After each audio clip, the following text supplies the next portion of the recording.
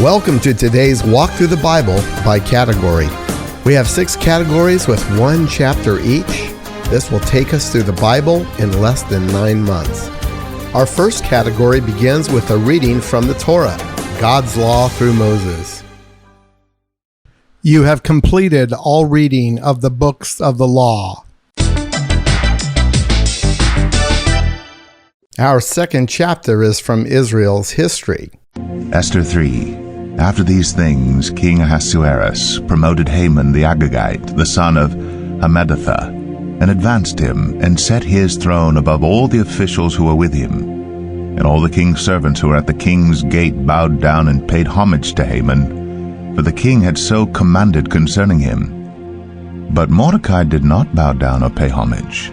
Then the king's servants who were at the king's gate said to Mordecai, "Why do you transgress the king's command?" And when they spoke to him day after day, and he would not listen to them, they told Haman, in order to see whether Mordecai's words would stand, for he had told them that he was a Jew. And when Haman saw that Mordecai did not bow down or pay homage to him, Haman was filled with fury, but he disdained to lay hands on Mordecai alone.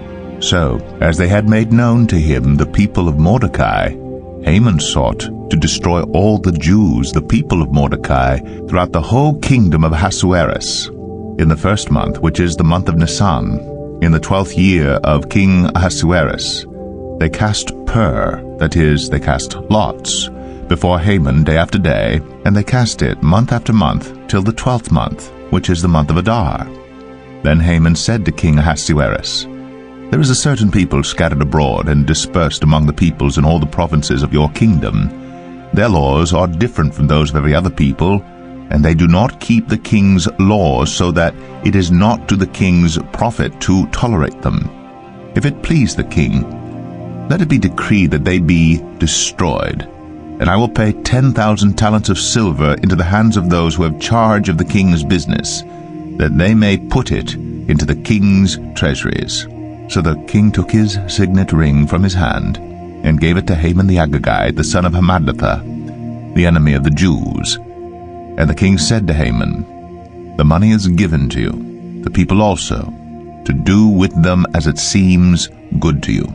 Then the king's scribes were summoned on the 13th day of the first month, and an edict according to all that Haman commanded was written to the king's satraps, and to the governors over all the provinces, and to the officials of all the peoples, to every province in its own script, and every people in its own language.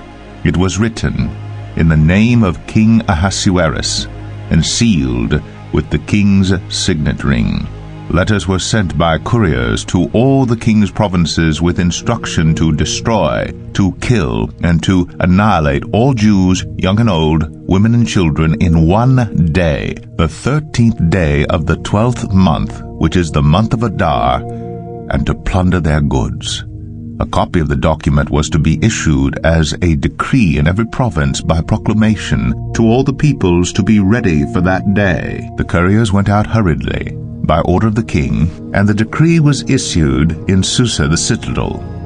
And the king and Haman sat down to drink, but the city of Susa was thrown into confusion.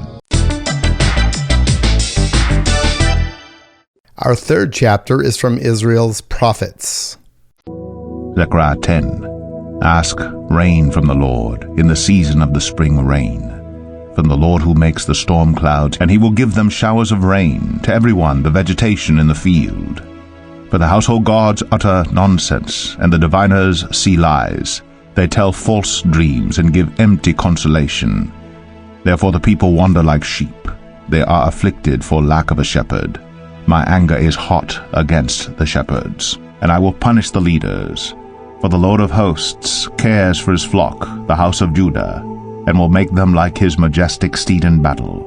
From him shall come the cornerstone, from him the tent peg, from him the battle bow, from him every ruler, all of them together. They shall be like mighty men in battle, trampling the foe in the mud of the streets. They shall fight because the Lord is with them, and they shall put to shame the riders on horses. I will strengthen the house of Judah, and I will save the house of Joseph. I will bring them back because I have compassion on them, and they shall be as though I had not rejected them, For I am the Lord their God, and I will answer them. Then Ephraim shall become like a mighty warrior, and their hearts shall be glad as with wine. Their children shall see it and be glad, their hearts shall rejoice in the Lord. I will whistle for them and gather them in, for I have redeemed them. And they shall be as many as they were before.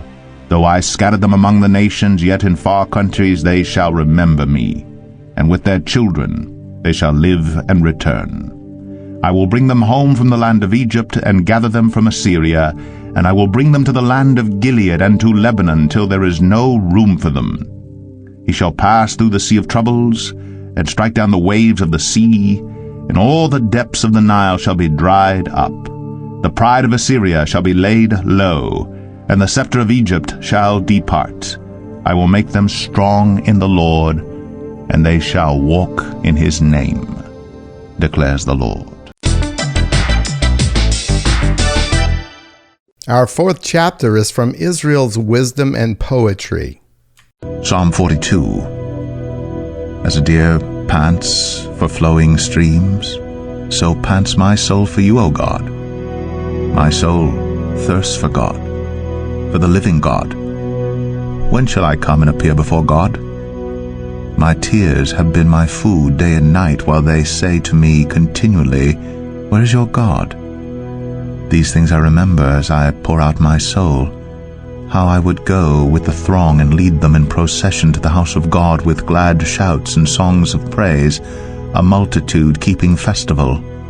Why are you cast down, O my soul, and why are you in turmoil within me? Hope in God, for I shall again praise him, my salvation and my God. My soul is cast down within me. Therefore I remember you from the land of Jordan and of Hermon, from Mount Mizar.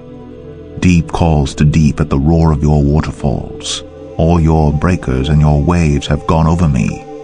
By day the Lord commands his steadfast love, and at night his song is with me, a prayer to the God of my life. I say to God my rock, Why have you forgotten me? Why do I go mourning because of the oppression of the enemy?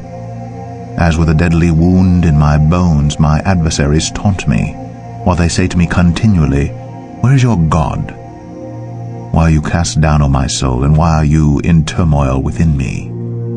Hope in God, for I shall again praise him, my salvation and my God.